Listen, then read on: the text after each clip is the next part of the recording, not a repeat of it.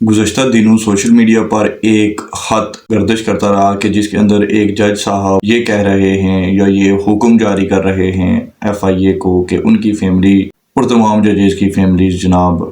Airport پر checking سے استثناء رکھتی ہیں اور ان کی چیکنگ نہ کی جائے جب بھی وہ ٹریول کرتے ہیں۔ میں نے بھی وہ خط پڑھا تھا، مجھے بھی بہت غصہ آیا،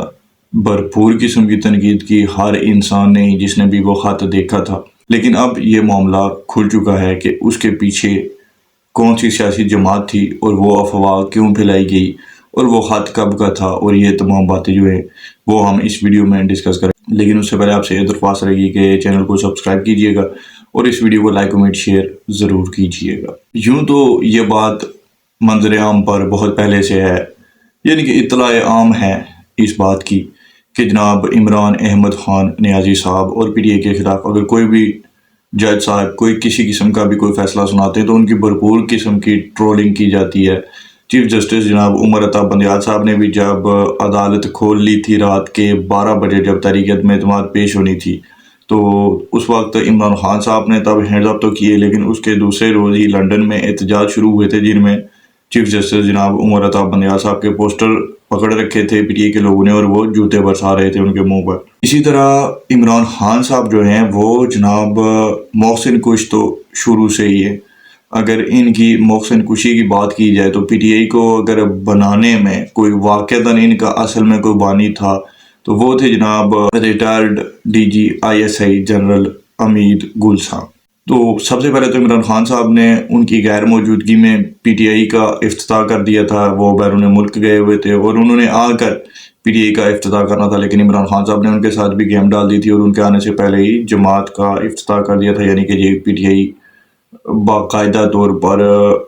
عملی روپ دھار چکی تھی اور جنرل امید گل صاحب اس کے بعد پاکستان واپس تشریف لائے تھے اور انہوں نے اس بات کا ذکر بہت سارے لوگوں سے کیا بھی کہ عمران خان صاحب نے ان سے یہ جماعت مکمل طور پر ہائی جیک کر لی ہے، ورنہ ان کا کردار تھا اس جماعت کو آرگنائز کرنے کے اندر۔ اس کے بعد اگر ان کے بانی رہنما میں کوئی تھا تو جسٹس وجیہ الدین تھے، وہ بھی پھر وقت کے ساتھ ساتھ عمران خان صاحب کو چھوڑ گئے، کیونکہ خان صاحب جب ان کا مطلب پورا ہو جاتا تو وہ لوگوں کو ٹیشو پیپر کی طرح یوز کر کے پھینک دیتے ہیں۔ اسی طرح سے خان صاحب کو اقتدار میں اگر کوئی لایا تو فیض حمید اور باجوہ صاحب لائے تھے اور ان کا انہوں نے کیا کیا حشر کیا تھا، نیوٹرل تو جانور ہوتا ہے، اور میر جعفر، میر صادق، پتہ نہیں کیسے کیسے القاب دے دیے انہوں نے باجوہ صاحب کو، اور فیض حمید صاحب تک بھی ان کو بہت سارے گلے تھے اور انہوں نے اندر کھاتے جو کچھ فیض حمید کے خلاف بھی کر سکتے تھے انہوں نے کیا تھا، اس لیے پھر فیض حمید صاحب بھی کافی زیادہ سائڈ لائن ہو گئے تھے عمران خان صاحب سے، اور انہوں نے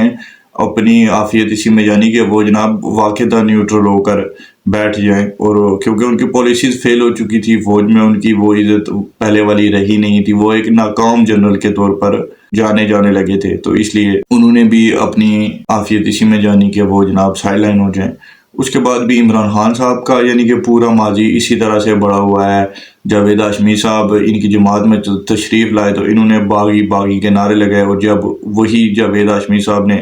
یہ دیکھا کہ عمران خان صاحب تو امپائر کی انگلی کی طرف دیکھ رہے ہیں اور یہ باتیں انہوں نے پبلکلی کر دی، تو اس کے بعد ان کی بھی ٹرولنگ کوئی تھوڑی نہیں کی گئی تھی۔ اس وقت 2014 کے دھرنوں کے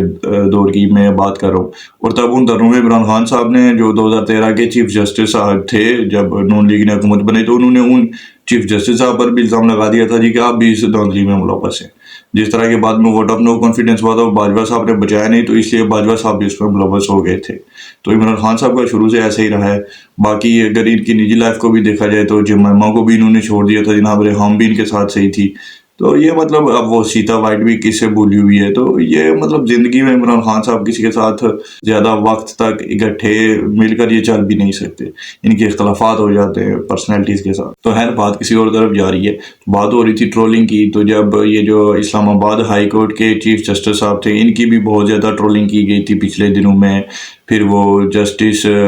ہمایوں صاحب تھے جنہوں نے توشہ خانہ کے کیس میں عمران خان صاحب کو 3 سال کی سزا سنائی تھی، ان کی بھی ٹرولنگ بھی کی گئی، پھر لنڈن میں ان پر حملہ بھی کیا گیا تھا، اور یہ تمام معاملات بھی ہوتے رہے۔ تو اب ایک جامع اور مفصل قسم کی